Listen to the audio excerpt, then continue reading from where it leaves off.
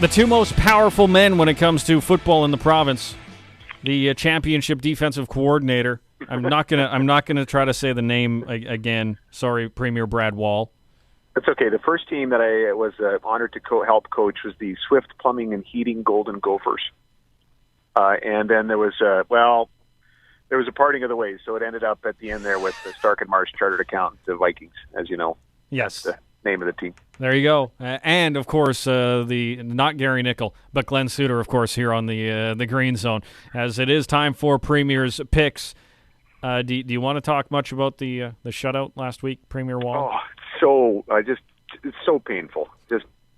Although I have to say, I was really happy to see it, and I had a chance to DM on Twitter a little bit with Chris Cuthbert and acknowledge and thank TSN, because the Swift Current Comprehensive High School got a shout out on the program Nissan has for football. They got a little support for some equipment, and they featured the Swift Current Colts there for a bit, which was great to see. That's a great program, by the way. In our case, football hadn't gone away necessarily, but after a few lean years, little help with some equipment and just a shout out. That's a big deal for these programs, and so I think it's a great program on the telecast. And I think Suits, was it you who dropped dropped Premier Wall's name, Suits? Yeah, I can't remember, but we were certainly going to get to it. We were like, I wonder what position the Premier played back in the high school. But we showed the team picture was outstanding, and I couldn't agree more that everyone, that all our panel, all our crews, Dwayne and Maddie and all the guys, when we saw this promotion from Nissan, we just thought this is outstanding. This is what it's about, what we can do, the good that we can do to not only promote their product, but also to do something good for the communities and for football at the minor league levels. And I love the program. I think I had talked about it on the show maybe a couple of weeks before that. The program at the high school here just had another shot in the arm. They tried much of the local businesses donated the generators that run those portable lights, and they did a Thursday night lights game. Moose Jaw Vanier was in town. The Colts, it was a great game. Colts came back and won it in the end. Both teams played lots of offense, lots of touchdowns, 1,000 fans. It was just great for the program, and the kids were obviously having a ball. So it's good to see on the telecast, and I like how they update the schools that are getting support from the program. I loved it when I was not football, because couldn't. With the head injury, couldn't really get into the football program. That came late to Lumsden High, and then it turned into a very accomplished 9-man championship team, beat Gull Lake a few times. But playing under the lights in any sport, I remember in midget ball, going to play at Optimist under the lights. For football teams to play under the lights, there's just something special about an evening game. And even the pros still talk about getting the Mosaic Stadium under the lights. There's nothing better than that. Friday night lights, that's what we talk about. And, right. Same with the guys down in Texas that come up from the football hotbed of the South. It's the same sort of feeling. You love playing under the lights. It's great. As we get to Premier's picks, somebody went 4 for 4 last week. Any selections on who went 4 for 4 last week? Let's start with Gary. Gary, who was it? Not Gary Nickel? Is that the answer? This is the answer to a lot of questions, actually. Not yes. Gary Nickel is the correct answer. That's easy, though. That's a half point for Premier Brad Wall. Gary, would you like to finish it off? Who had the 4 for 4 week last week? I'm not going to say it. I'm going to go with the stupid Gopher. No, it wasn't. That's not very nice. The Gopher is kicking your butt all of a sudden, Mr. Nickel. You are down now to the Gopher by 2 points. See, you've climbed to 27. The Gopher's at 29. And it's not like you to be bitter, King. Well, I always have fun with you guys, but I figured out what happened.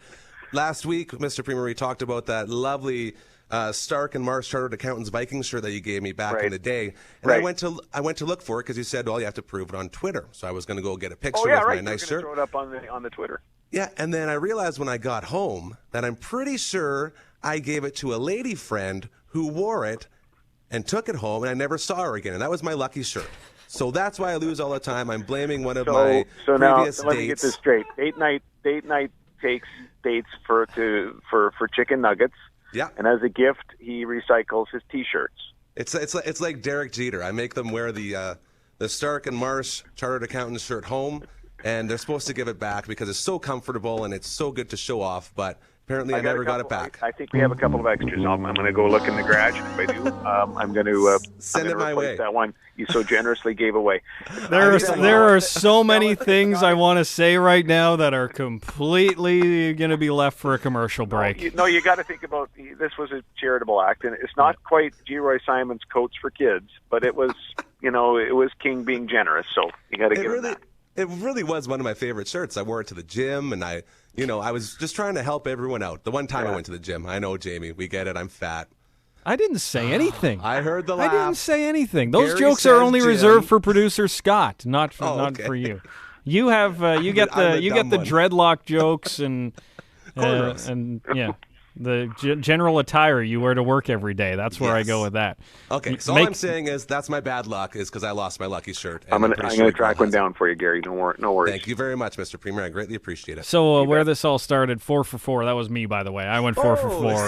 Yeah. I didn't change the topic good enough there, did I? Gary, I thought maybe he'd forget. Nope. That's what I was going for. I'm one away. You know what? It was a pretty good filibuster, but Jamie, sadly, he remembered.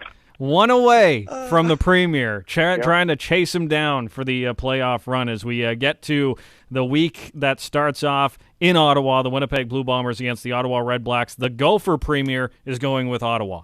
Again. Yep. Gopher's going, no, Winnipeg. Winnipeg, Gary Nickel. Winnipeg. I'm also going with the Winnipeg Blue Bombers, although I think Ottawa might be able to pull something off here, but if they run the ball down Winnipeg's throat like everybody else has been able to. Calgary at Saskatchewan, Premier Wall. Riders. Any score prediction, or are you just going to avoid that completely? No, I'm going to avoid that. Just full disclosure. Riders. Gary Nickel. Well, since I jinxed the province last year by taking the Riders, we all know that shutout was all my fault. I will pay back the province by taking the Stamps. It's good of you, Gary. I'm also going to take the Calgary Stampeders. So nothing I saw last week holds out any hope. But you never know. Right when everybody counts them out, the Riders will do their due diligence to storm back. Toronto at home to the Edmonton Eskimos.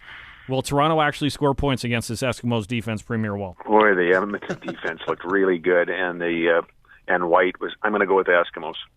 Edmonton over Toronto, Gary. Who are you taking, Jamie? I'm taking Edmonton as well. You can. Hey, I'll take the Argos just for the sake of trying to do something. You and the Gopher. Suck. You and the Gopher going with great. Toronto. Just what I need. And finally, the BC Lions go to Hamilton, where the Tiger Cats still undefeated at Tim Hortons Field. Man, I like Hamilton in this one. Gary Nickel. I'm not going to think about it because Mr. Premier always says, don't think about it. I'm going to take the Lions. It sounded like you thought about it. I know. I tried not to, though. I am also going to take the Hamilton Tiger Cats to continue being undefeated at Tim Hortons Field.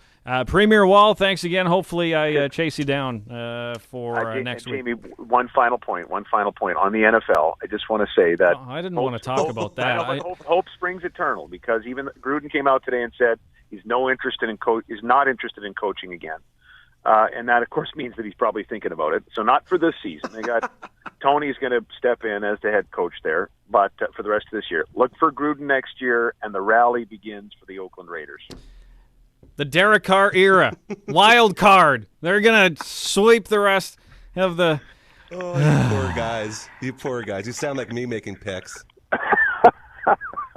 Yeah, actually, we do. I wonder if sad part. He makes a good point. I wonder if Dennis Allen got a good loft in London before after he got fired. He could afford it. He's getting paid for a year and a half. Absolutely. It doesn't do anything. Enjoy the vacation. Premier Brad Wall, thank you very much. And next time we hope to talk better news about the Oakland Raiders and the Saskatchewan Roughriders. That's right. Take care, fellas. There is a Premier Brad Wall on Premier's Picks right here on News Talk 980 CJME and 650 CKOM.